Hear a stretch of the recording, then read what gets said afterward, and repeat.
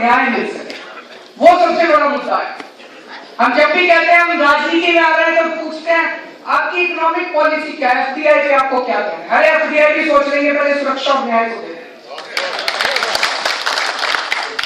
हम ऐसा भारत चाहते हैं जहां पे सुरक्षा और न्याय मिल सके लोगों को। हम ऐसा भारत चाहते हैं, और ये कोई पार्टी सुरक्षा न्याय पे बात नहीं करेगी, वो कि विकास की बातें कर रहे हैं। अरे सुरक्षा नहीं होगी तो विकास कहां से आएगा? अगर न्याय नहीं होगा तो विकास कहां से आएगा? ना बीजेपी सुरक्षा न्याय की बात कर सकती क्योंकि उनके गुजरात दंगों के अंदर हाथ रंगे हुए हैं। ना कांग्रेस सुरक्षा न्याय की बात कर सकती क्योंकि उनके सिख कत्लेआम के अंदर हाथ रंगे हुए हैं। ना समाजवादी पार्टी कर सकती, ना बहुजन समाजवादी पार्टी कर सकती। सब लोगों ने राजनीति खेली है हम लोगों के साथ। तो सबसे जरूरी है सुरक्षा और न्याय, भ्रष्टाचार मुक्त शासन। आम आदमी पार्टी चाहती है कि ऐसा भारत बने जहां पे भ्रष्टाचार नहीं होगा। आम आदमी पार्टी चाहती है कि ऐसा भारत हो जहां पे कोई भूखा ना सोए, हर आदमी को कम से कम पेट भरने के लिए रोटी मिल सके, ऐसी व्यवस्था कायम की जाए। आम आदमी पार्टी चाहती है कि सबको शिक्षा और स्वास्थ्य की सुविधा मिले। आज अगर एक आदमी गरीब के घर पैदा होता है, एक बच्चा गरीब के घर पैदा होता है, उसका क्या कसूर है जी? उसने तो कोई बुरा नहीं किया था। लेकिन अगर कोई गरीब के घर पैदा होता है तो वो तो जाता है सरकारी स्कूल में, मेरे बच्चे जाते हैं डीपीएस में। तो दोनों के अंदर तो पैदा होते ही गैर बराबरी आ गई। सरकारी स्कूलों में तो पढ़ाई के नाम पे कुछ होता नहीं। तो आम आदमी पार्टी के लिए शिक्षा बहुत जरूरी है। हम चाहते हैं कि सरकारी स्कूलों की चाहे कितना पैसा खर्चा करना पड़े, सरकारी स्कूलों को इतना बेहतर बनाया जाए कि प्राइवेट स्कूलों से भी बेहतर बनाया जाए, ताकि अमीर लोग अपने बच्चों को प्राइवेट स्कूलों से निकाल के सरकारी स्कूलों में पढ़ाने में गर्व महसूस कर सके, फख्र महसूस कर सके। सरकारी अस्पतालों को ऐसा अच्छा बनाया जाए कि उनको प्राइवेट अस्पतालों से भी बेहतर बनाया जाए, ताकि गरीब लोग अपना इलाज, अच्छा स्वास्थ्य अपना इलाज करवा सकें। भारत के लोग बहुत अच्छे हैं, लेकिन हम लोगों की ये व्यवस्था जो है, अंग्रेजी में कहा जाता है we are first class citizens who are getting the third class governance. अगर हमारे यहाँ पे शिक्षा अच्छी हो गई, अगर हमारे बच्चे अच्छे पढ़ लिख गए, तो ये बच्चे बड़े होके अमेरिका को भी पीछे छोड़ देंगे, इतना विकास कर लेंगे।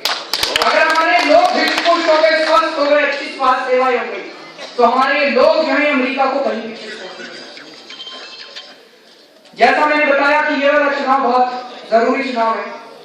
आज ये सारी पार्टियां एक जैसी हैं, इनका सबका चरित्र एक जैसा है, भ्रष्टाचार करती हैं, फिरका परस्ती करती हैं, लेकिन इन सारी पार्टियों की सरगना जो है वो है बीजेपी और कांग्रेस। ये इनकी सारी पार्टियों के नेता हैं, इन सारी पार्टियों के सरगना है। इस बार इन दोनों पार्टियों को हराना जरूरी है। सीटों के नंबर पे नहीं, इन दोनों के सबसे बड़े नेताओं को हराना जरूरी है। राहुल गांधी को भी हराना जरूरी है और नरेंद्र मोदी को भी हराना जरूरी है। दोनों को हराना जरूरी है। केजरीवाल तुम संघर्ष करो, हम तुम्हारे साथ हैं, तुम संघर्ष करो। कुमार विश्वास को भेजा हम लोगों ने कि राहुल गांधी जी को हरा के आओ। पिछले 3 महीने से कुमार विश्वास वहां पे डेरा डाल के बैठे हुए हैं और कुछ ना कुछ तो हलचल मची है वहां पे। रोज उनके ऊपर आजकल अटैक हुआ है, रोज उनको पिटाई हो रही है कुमार विश्वास। लेकिन आदमी में दम है, बंदे में दम है।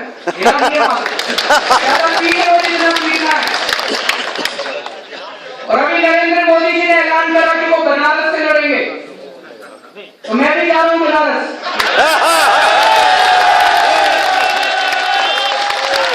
अभी तो शीला हारी है,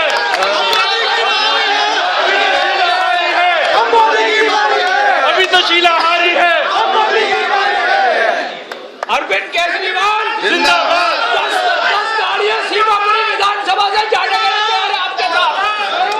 मोदी को 2 लाख वोटों से हराना है। बनारस के लोगों से पूछेंगे कि भाई मोदी जी के खिलाफ मैं लड़ूं, अगर बनारस के लोग हाँ कह देते हैं तो मैं ये चुनौती स्वीकार करने के लिए तैयार हूं। लेकिन दोस्तों ये चुनाव मेरा नहीं है, ये चुनाव आप लोगों का है। मैं तो मेरा चेहरा हूं, लड़ना आपको है। आप उठा के कह दो कौन सा चलेगा मेरे साथ? बनारस चलना दोस्तों, हम तुम्हारे साथ हैं। केजरीवाल तुम संघर्ष करो, केजरीवाल तुम संघर्ष करो। और ये कई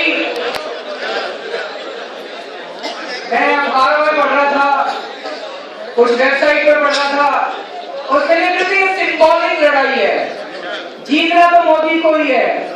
मैं उनको कहना चाहता हूं कि हम चुनाव लड़ने नहीं जा रहे, मोदी को हराने जा रहे हैं। जब इस देश की जनता खड़ी हो जाएगी ना, तो एक तरफ मोदी होंगे और दूसरी तरफ देश की जनता होगी। दोस्तों, हम लोग, मैं बार बार कहता हूं, हम लोग बहुत छोटे हैं, लेकिन आम आदमी जब इस देश का खड़ा हो जाता है तो बड़े बड़े सिंहासन दौड़ते हैं। और दिल्ली के चुनाव में ये दिखा दिया। दिल्ली के चुनाव में हमारे जो कैंडिडेट थे, किसी की कोई औकात नहीं थी हमारे में से। कौन जानता था हमारे कैंडिडेट्स को? आम आदमी थे। लेकिन किसको हराया? 20-20 साल पुराने कांग्रेस के एमएलए, 15-15 साल पुराने बीजेपी के एमएलए, जिनको कोई सोच भी नहीं सकता था कि ये कभी हार सकते हैं। जब जनता खड़ी हो गई तो बड़े बड़े सिंहासन डोल गए। और मेरा मन कहता है कि 2014 के चुनाव में वही होने वाला है। दोस्तों, सारे धरे रह जाएंगे जैसे दिल्ली के चुनाव।